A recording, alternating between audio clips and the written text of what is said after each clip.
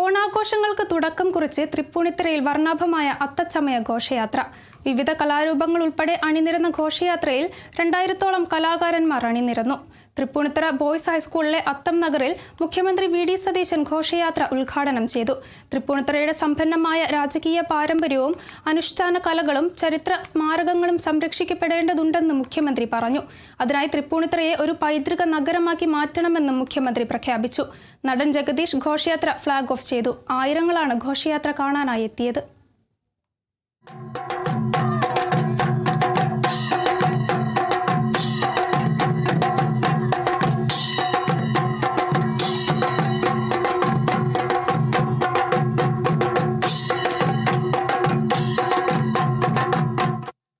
എനിക്ക് ഈ വേദി ഗ്രഹാതുരത്വം നിറഞ്ഞ സ്മരണകൾ എൻ്റെ മനസ്സിലേക്ക് ഇരമ്പിയെത്തുന്ന ഒരവസരം കൂടിയാണ്.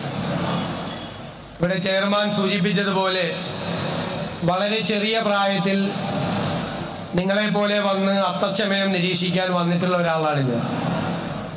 ഞാൻ നെട്ടൂരിൽ നിന്നും തൃപ്പൂണിത്തുറ വരെ അത്തച്ചമയം കാണാൻ നടന്നു വന്നിട്ടുണ്ട്, ബസ്സിൽ വന്നിട്ടുണ്ട്, കുറച്ചുകൂടി വലുതായപ്പോൾ സൈക്കിൾ ചവിട്ടി വന്നിട്ടുണ്ട്.